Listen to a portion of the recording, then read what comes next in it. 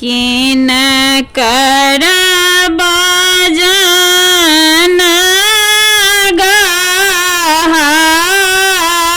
गाही बाजाए किन कर शब्द निशानयो किन कर पुत्र चलला बियाहन केहि सजल बरियातयो राम जी के बाजन बाजाएगा गाही लक्ष्मण शब्द निशानयो दशरथ पुत्र चलला बियाहन मालिया सजल बरियातयो ते बरियतिया कतए भय रहत कहाँ पियत जुड़ी पानियो ओतेक बरियतिया जनकपुर रहत गंगा पियत चूरू पानियो जखन बरियतिया नगर बीच पहुँचल चेरिया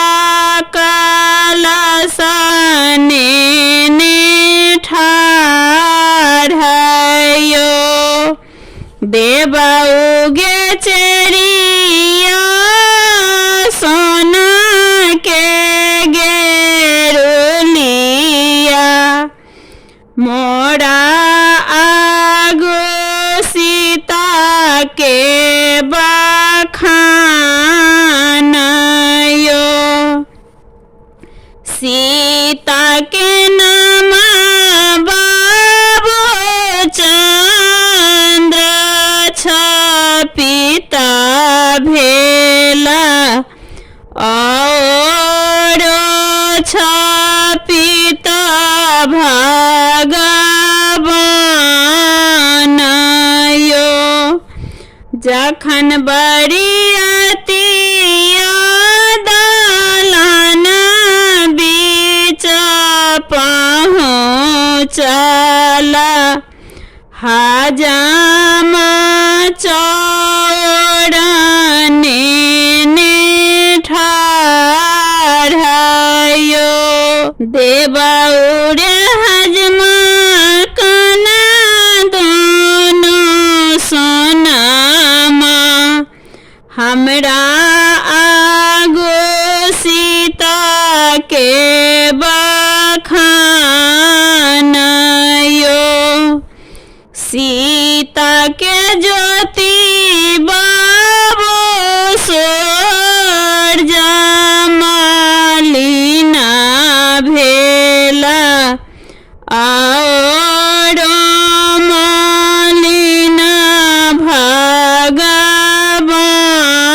भगवानयो जखन रामचंद्र को बड़ घर चलला सरहो जिनी छे काला